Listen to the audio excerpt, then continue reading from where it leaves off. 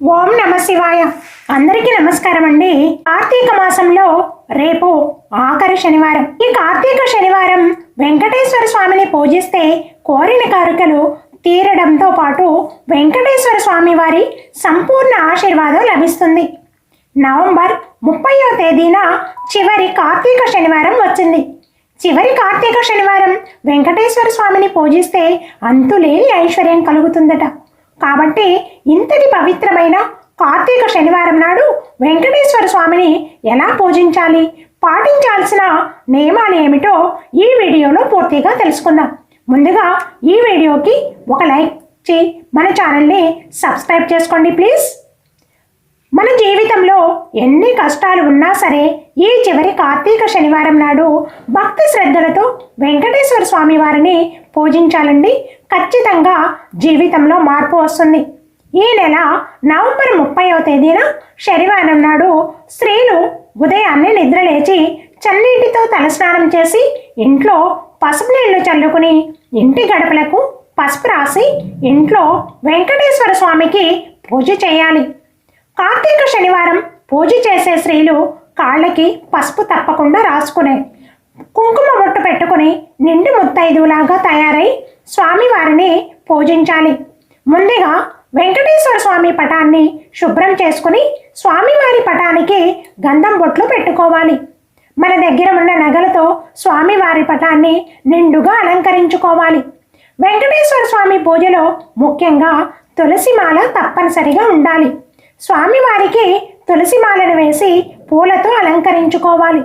స్వామివారి పటానికి తులసిమాల వేయలేని వారు వెంకటేశ్వర స్వామి పటం ముందు కొన్ని తులసి దళాలైనా పెట్టుకుని పూజ చేసుకోవచ్చు. ఏడుకొండలవాడి పూజలో పిండి దీపానికి విశిష్టమైన స్థానం ఉంది. కాబట్టి వెంకటేశ్వర స్వామి పూజలో పిండి దీపాలు వెలిగిస్తే కోరిన కోరికలన్నీ నెరవేరుతాయి. పిండి దీపాలు ఎలా తయారు చేయాలంటే బియ్యం పిండిలో కొన్ని పాలు పోసుకొని కొంచెం బెల్లం తురుము అలాగే కొంచెం ఆవు నెయ్యిని పోసి చపాతీ ముద్దలాగా తయారు చేసుకుని ఆ పిండితో 3 ప్రమిదలు తయారు చేసుకోవాలి.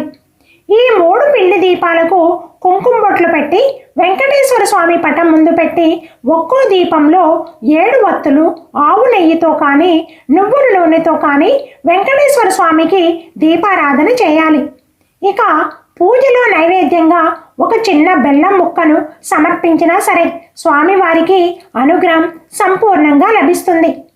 ఓ గోవిందాయ నమః అనే మంత్రాన్ని చదువుతూ ఇంట్లో పూజ చేయాలి. వెంకటేశ్వర స్వామికి అత్యంత ప్రీతికరమైనటువంటి వాటిలో పచ్చకర్పూరం ఒకటి. కాబట్టి ఈ కార్తీక శనివారం ఇంట్లో పూజ చేసేటప్పుడు వెంకటేశ్వర స్వామికి పచ్చకర్పూరంతో పాటు హారతి ఇస్తే ఇంటికి అష్టైశ్వర్యాలు కలుగుతాయి. చివరిగా 5 ప్రదక్షిణలు చేసి తలపైన అక్షింతలు వేసుకుని స్వామివారికి నమస్కారం చేసుకోవాలి. అప్పుల సమస్యతో బాధపడేవారు ఈ కార్తీక శనివారం వెంకటేశ్వర స్వామికి పూజ చేసేటప్పుడు 21 యాలకులను ఒక దారానికి గుచ్చి ఒక యాలకుల మాల తయారు చేసి స్వామివారి పటానికి వేస్తే అప్పుల సమస్యలన్నీ తీరిపోతాయి. పూజ పూర్తయిన తర్వాత ఈ యాలకుల మాలను తీసి మీరు బీరువాలో పెట్టుకోవాలి. అన్నిటికన్నా ముఖ్యంగా వెంకటేశ్వర స్వామికి సాంబ్రాణి ధూపం అంటే చాలా ఇష్టం. సాంబ్రాణి ధూపం వేయాలి. కార్తీక శనివారం ఇలా చేస్తే ఇంటి ధన ప్రవాహం పెరిగి జీవితాంతం అష్టైశ్వర్యాలతో జీవిస్తాం. ఈ చివరి కార్తీక శనివారం నాడు సాయంత్రం సమయంలో ఏదైనా ఆలయానికి వెళ్ళి అక్కడ ఉన్న రావి చెట్టు దగ్గర ఒక నెయ్యి దీపం వెలిగించాలి. ఈ పరిహారం చేయడం వల్ల ఇంట్లో ఉన్న కష్టాలన్నీ త్వరగా తొలగిపోయి ఇల్లు సంపదతో నిండిపోతుంది. గుడికి వెళ్ళడం కుదరని వాళ్ళు శనివారం సాయంత్రం సమయంలో ఇంటి గుమ్మం ముందు 2 దీపాలు వెలిగించాలి. మనం ఏదైనా దేవాలయాలకు వెళ్ళినప్పుడు మొదటిగా ధ్వజస్తంభాన్ని దర్శించాలి. అలాగే దేవాలయంలో ప్రదక్షిణ చేసేటప్పుడు ధ్వజస్తంభంతో కలిసి ప్రదక్షిణ చేయాలి. అప్పుడే మనం చేసే ప్రదక్షిణలకు పుణ్య ఫలితం లభిస్తుంది. దేవాలయంలో దేవుని దర్శనం అయ్యాక తప్పకుండా శతగోపురం పెట్టించుకుని తీర్థం తీసుకోవాలి. శతగోపురం పైన విష్ణు పాదాలు ఉంటాయి కాబట్టి పూజారి తలపైన శతగోపురం పెట్టేటప్పుడు తలను వంచి మీ మనసులో ఏదైనా కోరుకోవాలి. ఇది చాలా మందికి తెలియని విషయం. ఇలా కోరుకున్న కోరికలు నేరుగా దేవుని పాదాల చెంతకు చేరుతాయట. మనకు ఏదైనా కష్టం వచ్చినప్పుడు ఆ సమస్యల నుండి వెంటనే గట్టెక్కించమని వెంకటేశ్వర స్వామిని వేడుకుంటాము.